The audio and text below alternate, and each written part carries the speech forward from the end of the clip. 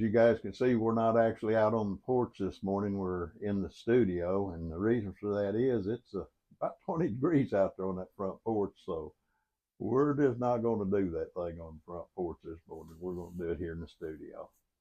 Okay, well, we got a pretty good subject today, and we're glad you guys are joining us and listening to what we got to say, and maybe it'll help you. But anyway, a lot of times in life,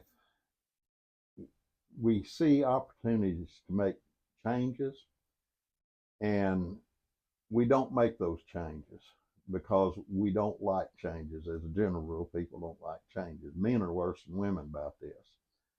Anyway, I want to tell you a story to kind of make my point about changes and what that really means to us in our life. It's been, several years ago, I guess. One and I went out to eat supper, and we were sitting at the restaurant. Excuse me.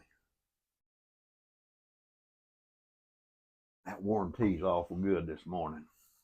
And we were sitting there at the restaurant. She was looking at the menu, and I'm just sitting at the table. I hadn't opened my menu. She looked over at me. She said, "What are you going to have tonight?" I said, "Same thing I always have, steak, potato." She said, "You ought to look at the menu and try something new." I said, I don't want something new. I said, I want what I like, and that's a steak and potato. She said, "How are you going to know whether you like something new or not if you don't try something new?" And then she said this. She says, "You're in a rut." Now, when she said that, my mind paints pictures for me. I don't know how everybody else's mind works, but that's the way my mind works. And I can just see a soggy open field, and I could see a wagon track going down through the middle of it, about 6 or 8 inches deep in the mud.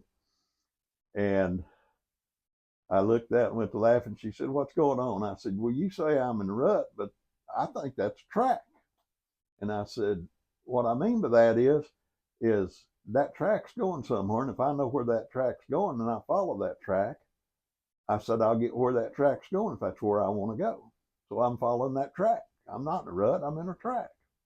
And she just laughed, and I did too, and we went on about our meal and had a good time. But anyway, I got to thinking about what she said a few days later, and I thought, you know, she's right about that. If I don't try something new, I'm not ever going to get to experience anything new. I'm not going to know whether I like it or not. And I know she's going to hear this video, and I just said that she's right. So it's going to be hard for me to live that one down after she sees this video. But we're going to take a risk on it. So anyway, I went on along there, and next time we went out to eat, I ordered something different. And sure enough, and I don't remember what it was, but I do remember in my mind that it was good because it kind of registered on me. Well, this wasn't such a bad deal after all. So anyway, I've made a habit of that for years. I've done it every once in a while. I'll order something different, and the bigger majority of the time it's been good. Now I have had a couple of times it wasn't as good, but that ain't such a bad deal when I think about it, because there's a couple of things that happen. I've got to experience a lot of new things, but I also found some things that I know I don't want. So if somebody says, "Do you want this?" I can say, "No, I've tried it. I don't like it." So, it all worked out for the better for me. Now, ladies, I want to tell you something that'll help you. Us old boys, we have a tendency to be a little bit hard-headed sometimes. I don't know whether y'all notice that or not, but it's true. And if you tell us something, and you just tell us, and then just leave it alone. You don't have to preach at us for an hour and a half on it. Just tell us what it is you want and let it percolate. Let us get warm up to the ideal. We'll change a lot of times.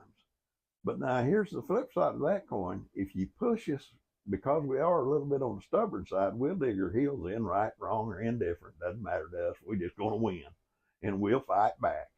And that doesn't help anything. So don't do that. Now, guys, let me talk to you guys for a few minutes. I've talked to the ladies. Let's talk to you guys.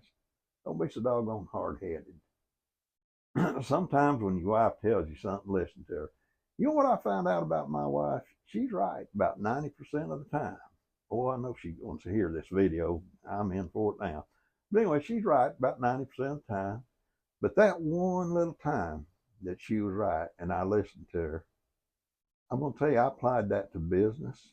And I'm not going to tell you the story on that today because it's too long, but I am going to tell you one of these days. And I want to tell you something. That little bit of information made me tens of thousands of dollars. Okay? So if you think you don't need to listen to your wife, you might want to think again. Well, guys, I'm not going to make this video very long. I'm just going to keep it kind of short. We here at the Porch, we love you guys, and we put these little videos out, and maybe we'll say something that'll help you, get you to thinking.